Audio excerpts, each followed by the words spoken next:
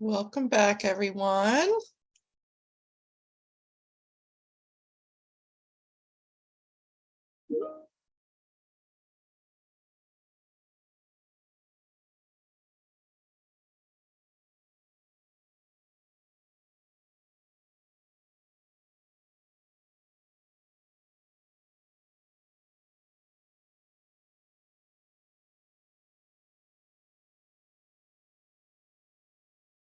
All right.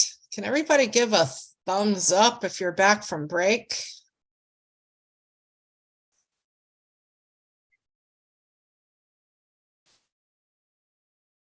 Let's see if this works.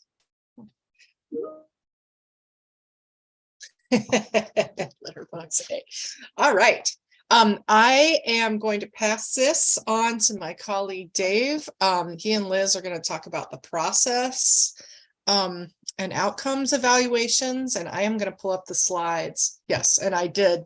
Yes, I did want you to see the cute cat picture. So if you missed it, I will show that now. In 1 second, I'm having a little bit of an issue with this sharing. Here we go. Never fear. Okay, so you can see the cute little kitty. All right, take it away, Dave. Okay, welcome back, everyone. We are going to talk about really what are the two main branches of evaluation that people often talk about, which is process evaluation and outcome evaluation. Go forward. And the one that gets really the most attention, I think, is outcome evaluation, in part because it gets to what people talk about as the bottom line, right? Does it actually produce the intended changes that you were trying to bring about, the things you really wanted to change? And that's what outcome evaluation is all about. It also, as noted on this slide, can help identify places where there were outcomes, but they were not the intended outcomes. And in fact, there are some pretty well-known studies where there are programs, there are initiatives which had some positive outcomes that they produced, but there were also negative ones that had been overlooked or not identified until they were focused on a little bit, and then it was sort of acknowledged that overall this really wasn't necessarily a good thing to be doing. And so that's why it is important to understand everything that the programs that you're implementing might be contributing to, both the good and the bad, because obviously we're all focused on the things we're trying to change as preventionists, trying to have a positive impact on, and that makes sense. That really is where our focus should be, but we should never be turning away from the fact that we can do some harms.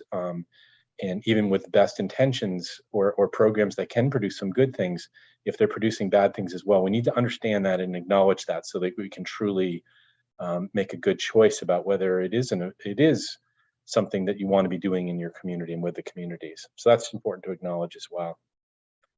Next slide. So a little more specifically on what some of those tend to be, in terms of outcome evaluation, it tends to be a focus with the work that we do on whether a strategy changed the targeted behavior or consequence.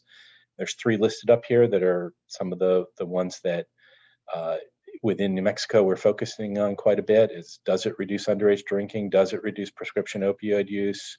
Does it reduce overdoses? Those are some of the targeted behaviors, some of the consequences that we're shooting for with the programs that are being implemented. And those are the outcomes then that we might look at. And specifically then the outcomes being measurable changes that we're looking for.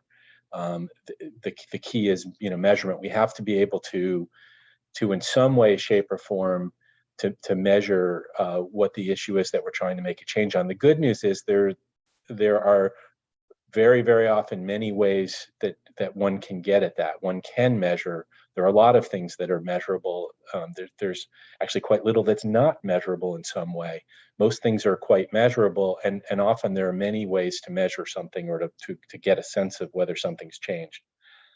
The last thing noted on this slide, maybe even be the most important, is that with these measurable changes, what they're meant to be are changes that are related to and clearly linked to logically, and research indicates there's reason to logically connect them to the work that we're actually doing. So that's where your logic models and the plans that you put together really come in. It's really the importance of those logic models. It's meant to be showing, those logic models, if they're done well, should be showing the clear logical links, and that really what you're looking for is that are backed by research, that if we do this is what we might expect to be seeing. And that's both in the short-term outcomes, some of the objectives we have, that if we make a difference, if we do this well, it will have this short-term impact, and that in fact then can lead to some of the longer-term, bigger changes that we're looking for, some of those long-term outcomes. All right, as I mentioned, measurable, that really gets at the how much, the how many, to what extent, what size. That's the measurable issue of it. And on here are some examples of some of those things that kind of commonly come up with some of what we do in terms of some examples of some indicators that might be used in terms of measuring whether we're achieving the outcomes that we're looking for. And I'll note again here, there often are multiple ways to get at the same sort of issue. The same outcome that we're looking for may have multiple indicators that, as we saw earlier and we acknowledged earlier in the exercise that we did, there can be multiple ways that have their strengths and weaknesses to try to identify whether something's changed. So we talked earlier about some of the strengths and weaknesses, for example, of self-reports on surveys. So the first thing on here, 30-day drinking among youth risk and resiliency survey participants, is an indicator of underage drinking, and it is. But we know that there are certain limitations to just looking at survey data, and for example, not just concluding from looking at that indicator that means we've reached our outcome. That if we see a positive change on that, that's a very good thing. That indicator is indicating that we are making a difference on underage drinking if it's going the direction we'd like to see. But what's really helpful is when you can see multiple indicators that are related to an outcome all pointing in the same direction. So looking at the next one, the number of DWI crashes annually, that can be used as an indicator of whether DWI, driving while intoxicated, has gone down. It is the case, though, we know that there are other things that can contribute to whether you're seeing more or less crashes, that it's not just whether the level of driving while intoxicated has gone up or down. Road conditions, safety features on cars, there's different things that can lead to the number of crashes perhaps going down that are not necessarily a direct indicator, that are not a perfect link to whether there's actually less driving while intoxicated going on. So often what we're looking for is multiple indicators, and we're looking for patterns where those indicators that are related to an outcome are all pointing in the same direction.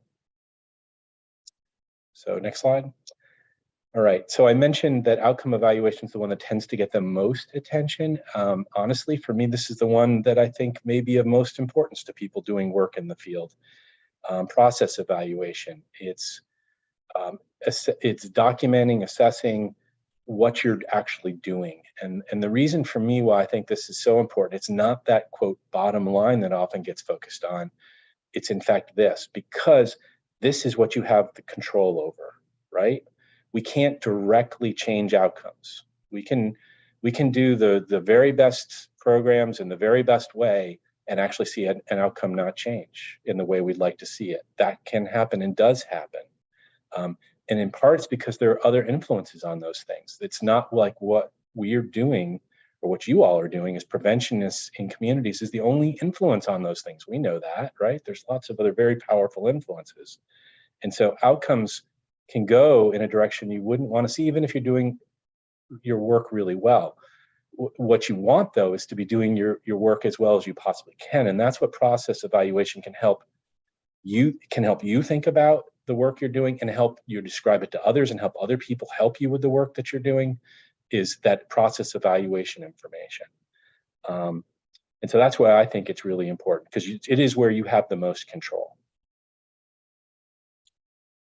That can include there's a few things that are listed on here. There's a few different aspects that get at with this, but to me, maybe the most important is the second that's listed there, is about process evaluation being largely about one aspect of it, but a really key one is fidelity to implementing the strategy as it's intended to be implemented in order to give the program the best chance of success, right? And so that's the key thing. With what you do, you have control over that. You can't directly control the outcomes per se, but you can control you're doing it as well as you possibly can in order to give it the best chance of success. And that's where fidelity comes in. As Liz referenced earlier, that's what the WISE document's meant to be about, particularly in regard to environmental strategies, where it's often not quite so clear what fidelity means. Is trying to give advice and point in the right directions for how to do those programs well to give you the best chance of success. And so, as noted on here, one of the key first steps is that in anything you're doing with process evaluation is identifying what those key critical program activities are and measuring those. That's your way of monitoring and reminding yourself across time about what it takes to do it well. It's a way of self-checking, and hopefully it feeds into that continuous quality improvement process that we were talking about earlier. It's process evaluation is completely linked to that. And so that's why it's so critical. Often what you're doing is you're counting things like activities. It can take the form of specific administrative or service objectives like that are listed up here. That's part of the way in which you're documenting the process that you've gone through. And again, you're doing it and against standards. So at least that's what you'd like. What you'd like to have in your plan that you're for implementation is clear standards of what you'd like to see happen in order to know that you're doing it well. And that's what process evaluation is about. I think I pass it to Liz at this point. Yep. Hello, and that's my picture. That's how we know. So, next one. So I'm supposed to talk about the OSAP system in particular. And so the OSAP targeted outcomes for a long time were limited to underage drinking, adult binge drinking, and adult DWI. That started with our SPIF-SIG grant when I first started working with OSAP and as a local evaluator and state evaluator.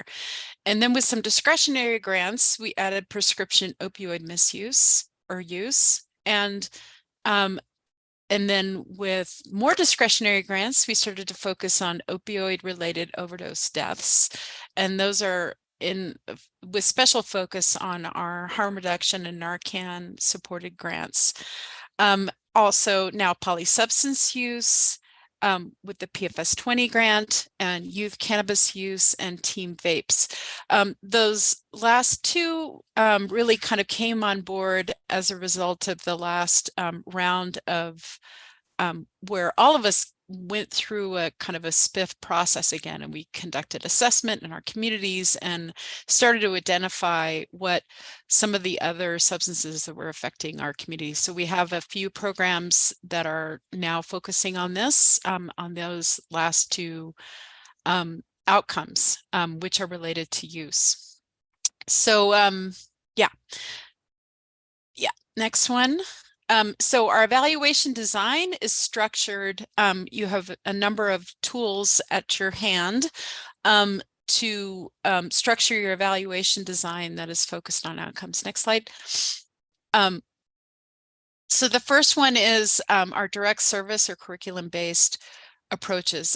We've had a couple of programs that have continued to use curricula with youth throughout the years, and now more programs are building back in these curricula as a result of this, the last round of the SPIP process. So, and this may also happen with when we go to having a large RFA or a request for applications, that you will be able to identify curricula that are pertinent to your community. So we evaluate those curriculum with a matched pre and post test. And a matched pre and post test means that Liz, you tested Liz in the beginning, and then you tested Liz in the end, and you were able to match those results from the beginning to the end. It is not like when you're taking a survey for everybody at the beginning and everybody at the end, and you can't tell what those rates of use were. So when you do a match pre and post test, what's really interesting about using that approach is that, say I was drinking every day at the beginning of the survey, and then I went through the prevention program, and by the end I was drinking once a week. So if I were part of a large group, you would just see me as being a number of people who were drinking like in the last 30 days. But if you're able to match my pre and post test, you could see how I can specifically change. And so you could do that as a group as a whole. I say Liz just because to match the match piece. So use specific identifiers to match those youth from the pre to the post. So that's kind of a gold standard for curriculum-based approaches. And our unified instrument is the Strategies for Success. I have a mistake in there I put it as annual. So the Strategies for Success recently has been revamped, and I encourage you all to take a look at that nmprevention.org website.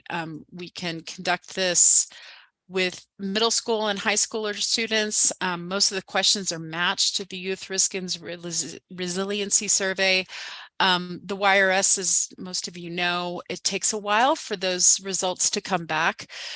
This is also why we've developed the annual Strategies for Success, so that programs can implement the survey with schools that agree to participate, and you can provide the results back to them very quickly. We also evaluate this through benchmark progress, which is now we have a direct services benchmark and benchmark indicators in the WISE document that people can use to track their work. And then also, as Dave has been mentioning, these process measures. So the number of unique individuals participating in sessions, the number of sessions, the kinds of sessions, and that all of that gratefully is defined by the curriculum that you're using. Next one. So what most of you all are doing are to either completely or in part are community-based processes, or what we like to call environmental strategies.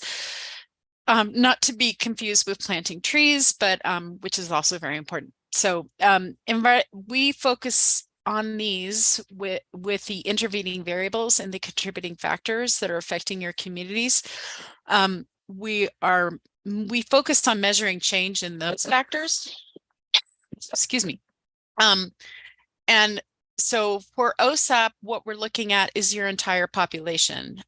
So your county, your university, your tribe, as defined by your scope of work. And those measures are identified by your SMART objective. And so that's why there's a lot of focus in the SMART document and in your scopes of work with defining a SMART objective. And those measures are almost entirely defined through the community survey and the annual Strategies for Success in particular. Boy, I got, woo. Okay, sorry. We also look at benchmark progress and process measures and qualitative evaluations. So I would like to, if any of you heard my presentation on the SMART and WISE documents, hopefully you got a little bit of more understanding of kind of the history behind these documents. But But the idea behind creating these documents and maintaining these documents is that you all are able to provide some evaluation data, outcome directed evaluation data, based upon that SMART objective. And we tailor our community survey and the strategies for success to make sure that we have questions that are always that can be pulled so that you can measure change in your SMART objective. So for those of you who get frustrated with the length of the community survey, I would often first tell you, like, mind your modules, but also remember that we try very hard to make sure that every single required indicator in that SMART document is included in there so that you're able to collect those data. Next slide. Is this back to Dave or no? Okay.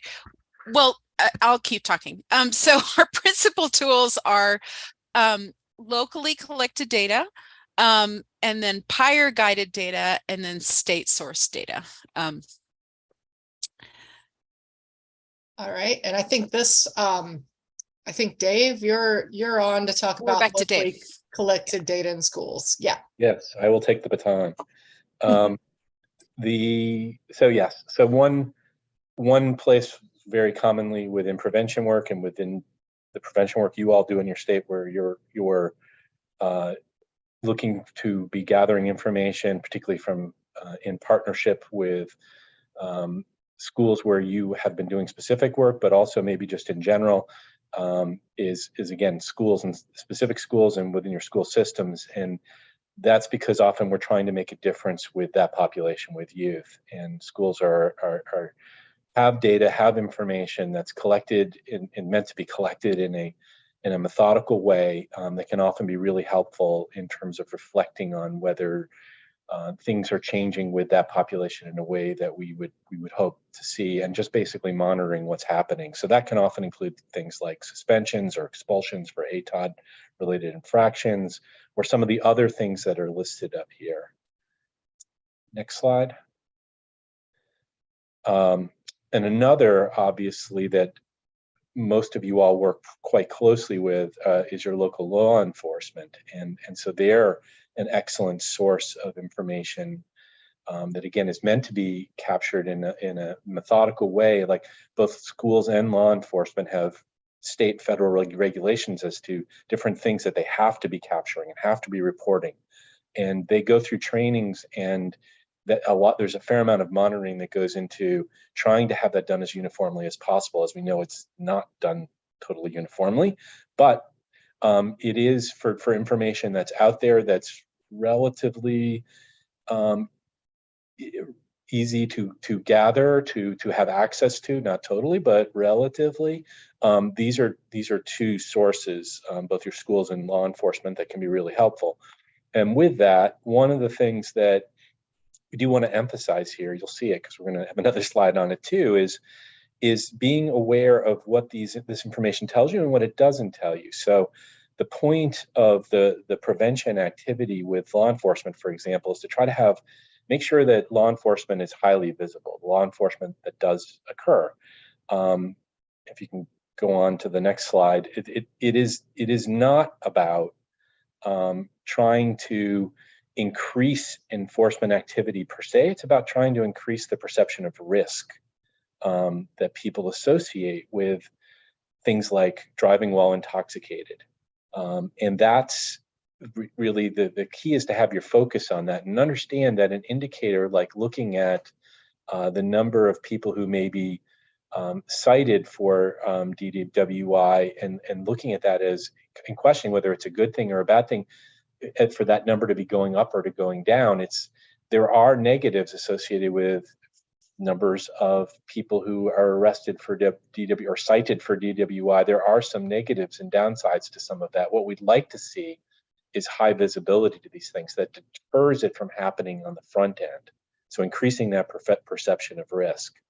And we know, some of the reason for the emphasis on this is a lot of what has been has been getting a lot of publicity over the last number of years, of where, you know, enforcement activities can disproportionately impact communities that have been marginalized and disadvantaged in ways across time. And we don't want to be contributing to those communities having even worse relationships with enforcement, or feeling that they're living under a police state, for example. What we want is to be increasing the perception of risk, that if I do something that's illegal, associated with substance use in the particular world that we work in, that there's risk associated with that. That's what we're looking to increase. And so that's important to keep your focus on that as you're doing the work that you do. And it's how it ties into outcomes. You know, the ultimate outcome, and the thing to be really focusing on, is not whether some of these arrest data are going up and down per se. It's whether the perceived risk in the community is going up or down. That's the thing you're really trying to make a change on. So next slide. And so in addition to school data, in addition to, that we talked about earlier, looked at earlier, in addition to law enforcement data, there's lots of other information out there that can be quite useful. Some of this is pretty relatively accessible, relatively easy to get. Some of it's a little more difficult, but what's important is to be giving thought to what you're doing, what you're hoping to make a difference on, and what information is available that will help you reflect on whether you're making a difference on the things you'd like to see change. And so listed up here are just some of the other places to be turning to and thinking about regarding that. All right, so with this, and as a way of maybe just sort of reinforcing that there are places to turn for these different things, but there are different sources for different types of information. We have indicators on the left, we have sources on the right. And so I'll mention for the first one what the linkage is here, and maybe from here we'll see if others are willing to chime in, what sources they think can, their sources of data that reflect on that indicator, can provide data associated with that indicator. So the first being adult perception of risk, arrest for drunk driving. That's with adults. And it's the perception of risk. So what we're talking about would be data that you might find from the community survey. And in fact, this is one of those things that's asked on the community survey. So looking at the second one, youth perception of risk of getting caught for using alcohol on campus. And anybody want to chime in on one or more of the sources on the right that might reflect on that? Go ahead and take yourself off mute.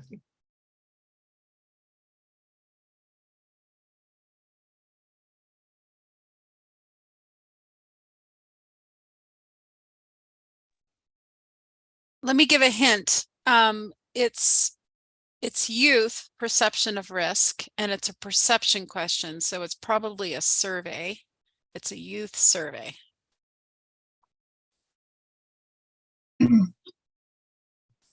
IRS. Close.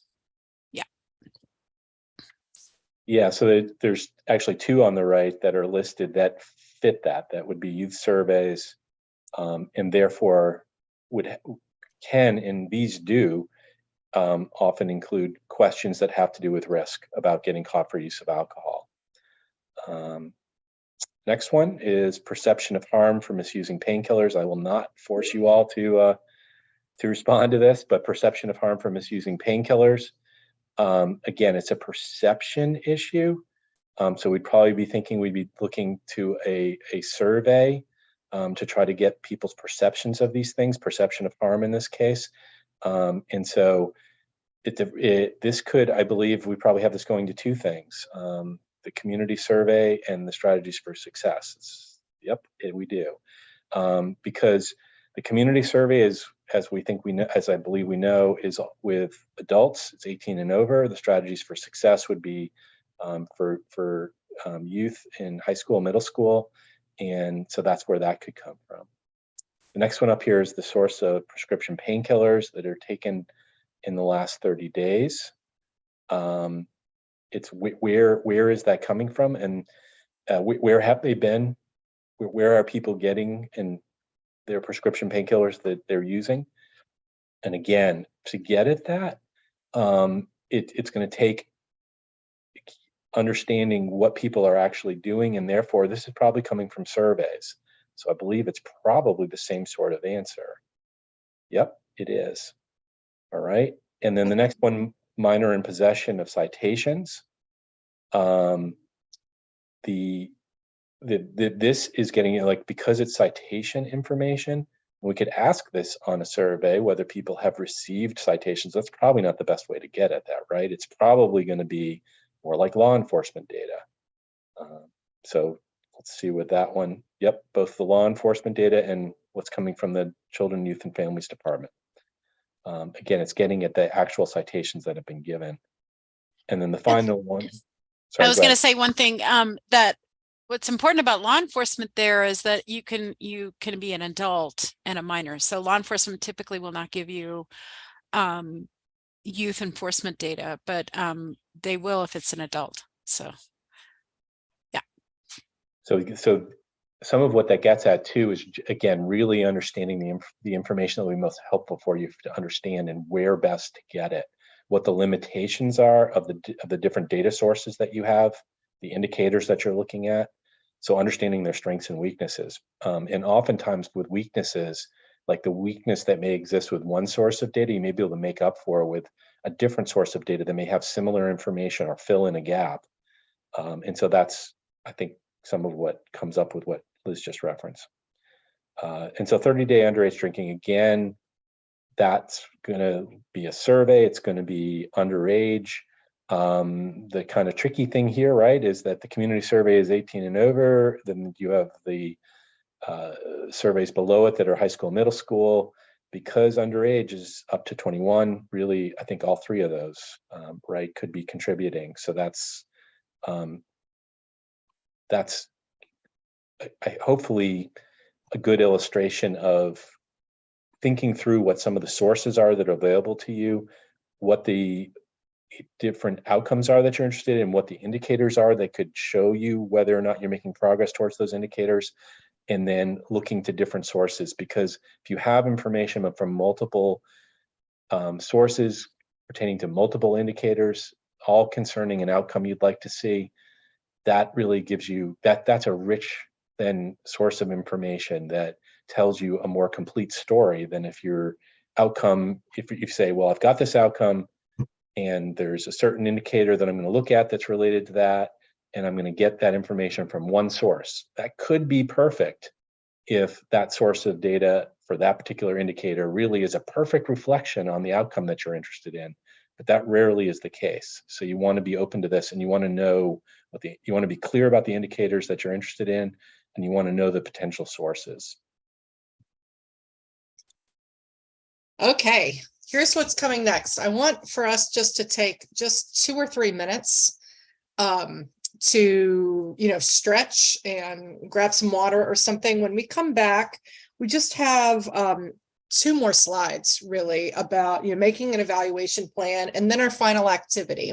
And the way the final activity is going to work, we'll talk more about it, but you can choose your groups again of which that you'd like to be in, and it might be helpful if there's someone else here that's serving your same community. It might be helpful to connect with them and complete your activity together. The activity will be kind of how you'll submit the activity. It's over a Google form and will be how you get credit for the training today. We do have attendance. And then, but the activity is intended to be quick, and we're going to give you time in the scheduled training to complete that activity. So get up, stretch. I have right now that it is 20 past the hour.